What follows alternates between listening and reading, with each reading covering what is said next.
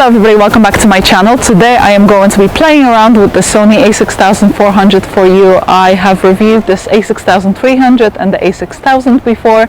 I'm going to be playing with this guy because I bought it a few weeks ago to upgrade my behind the scenes equipment, and I've been playing with it ever since, but it's mostly video, so I'm very excited to try some photos today.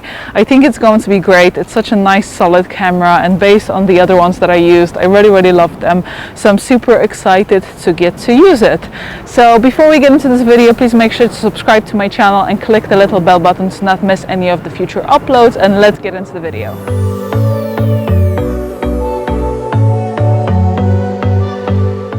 First, I'd like to thank Storyblocks for sponsoring this video. Storyblocks is a members-only site that is a one-stop shop for high-quality stock footage as well as images and audio. They offer high-quality B-roll footage, After Effects templates, and motion backgrounds that won't break your budget, and are all royalty-free, so they can be used in a variety of your personal and business projects as well as on YouTube. They offer different monthly and yearly pricing options depending on what you need. Once you join, anything in the video library is yours to download as much as you want, which is amazing. There has been a bunch of times where I was forced to take my own behind the scenes for YouTube, and it was always very stressful because when you take photos and you have to film at the same time, it's usually quite a lot to handle. So having a page like Storyblocks that provides me with B-rolls, that will make the video way more exciting and it will elevate it. So if you guys are interested in checking out Storyblocks, make sure to use my link down below, and happy browsing, and let's get right into the video.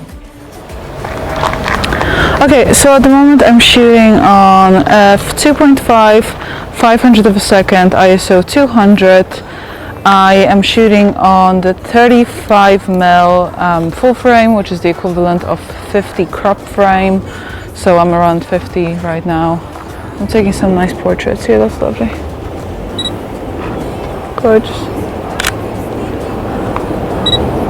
And what if we actually sit like that, but towards this way? Yeah, exactly. So you can kind of, yes, you can lean back. Fine. Perfect. So I'm shooting on the 50, 2.5, 500 of a second. So far it's looking really good. I have this zebra on my screen, which is very helpful as well. That's lovely. That looks beautiful. So I'm just letting the camera focus for me, and it's doing a really good job so far. Yeah, that's great. Beautiful. Yeah, gorgeous.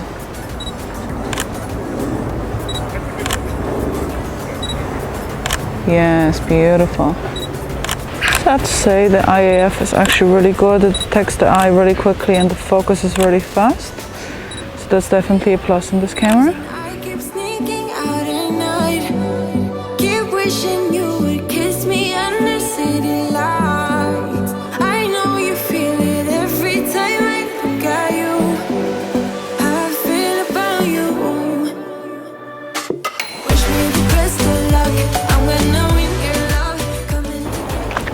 Okay, so now I'm going to take some photos with the 16mm, which is basically 5mm. I usually use it quite a lot on my Canon. So this is going to be a bit wider, so because for the previous ones I was just getting portrait. For this one it's going to be kind of half body, so if you just like set back a tiny bit. Yeah, so kind of similar to the other ones, but it's just going to be more you basically. So this lens would be more for fashion work. It wouldn't be as much of a portrait situation for me. Beautiful. Nice, see, I love that. That's great. So we get a tiny bit more distortion, and the body always looks a bit longer, which I actually really like for those kind of things. So it's definitely one of my favorite lenses, and I don't think any of those lenses are pretty expensive. That's the best thing about the camera. It's just so affordable in the grand scheme of things, and the quality of the photos is actually really good. So even though you are paying less than, for example, a full frame, you're still getting great quality of photo and video, which is a massive plus if you are doing what I'm doing, for example. Gorgeous.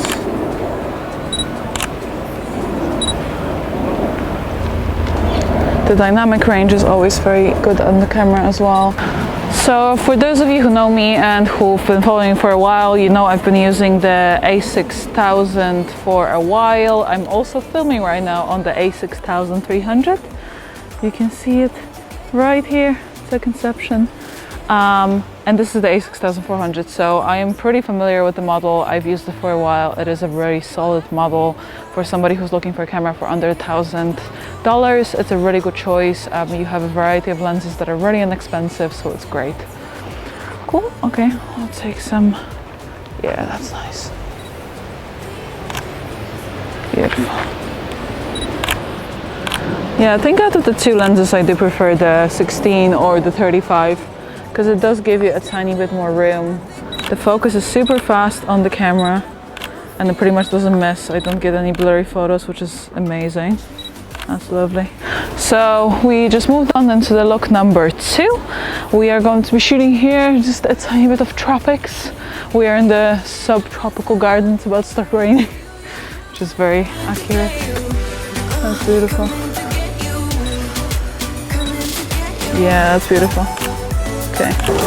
So I think in general I do prefer to shoot with the 35mm or the 16mm, but for shots like that sometimes the 50 or the 35 is a bit more appropriate, I would say, just because it's a bit less distorting and it just looks a bit nicer. So yeah, that's beautiful. Maybe yeah, stick this leg out actually. Yeah, perfect. Nice. You'll usually find me that I do whatever I tell the models to do. So if I tell you to stick out your leg, I'll probably stick out the leg myself. It's just a habit. I don't know why I do it, but I do it. Yeah, that's really pretty. It's like it is actually very tropical looking with the plants behind us. Even though we're in London. Beautiful. Yes, that's really nice. Beautiful.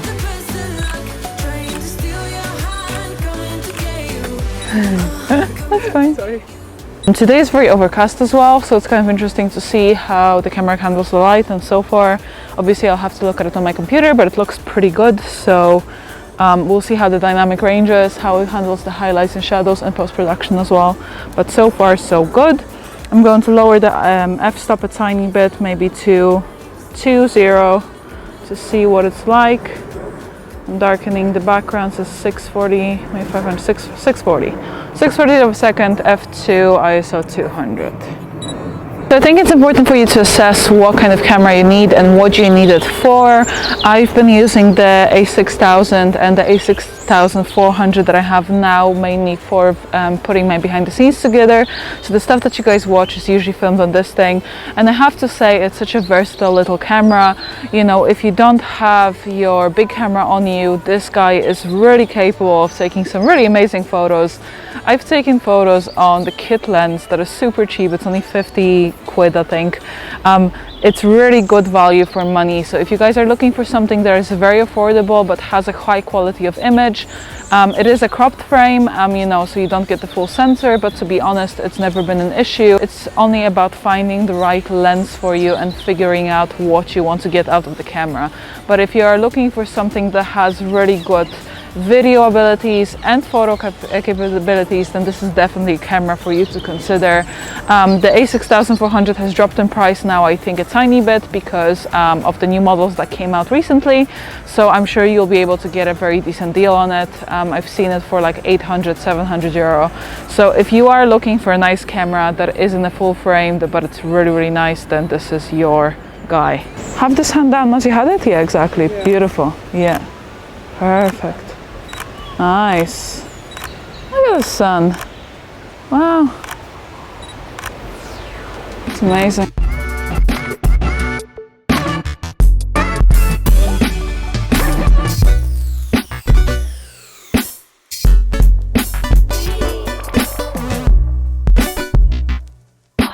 I have to say, one of the definite advantages of the camera is how tiny it is. I have the 16mm on, which is the equivalent of the 35mm in a cropped sensor, and this thing is absolutely tiny and it's so light. You can bring it with you everywhere without any problem. You can put it in your handbag and just have it there, and it gives you a full frame quality image, so it's just incredible when it comes to that. And maybe put this hand on your, perfect. Beautiful, yeah, I love that. That's really pretty. Gorgeous. So even though the camera has a cropped sensor, I find in terms of quality it's very close to the A7 III or even the A7R III. It's just a smaller sensor and the images are slightly smaller, but in terms of dynamic range and in terms of how it handles, you know, the photos, the focus and so on, it's a really good quality camera. I feel like if you're in the market for something that is a tiny bit more portable than your big DSLR, something that you can bring with you everywhere if you're traveling and so on, this is definitely a very solid choice, and I would definitely recommend it out of my own experience. As I said, I've been using those cameras for like the last 3 or 4 years and I really like them. Now obviously when it comes to stuff like bokeh, you might not get as much as you would with a full frame. Obviously if you have a full frame or medium format, it's obviously a bit different and you get way more depth of field and so on, but you know, something's got to give. It's definitely, for its price point, a very solid choice. Okay, so just for photos, just like nice little like hair movement and just, yeah, exactly. So I'm using the face detection or the eye detection and it tracks it pretty well, I have to say. It's relatively fast. Yeah, that's great. Okay.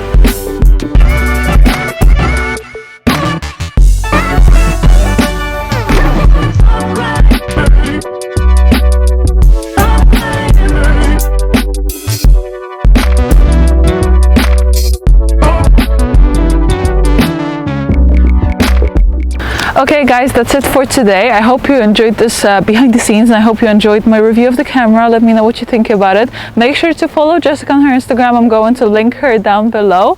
And if you did like this video, make sure to give it a thumbs up, subscribe to my channel, and I will see you next time.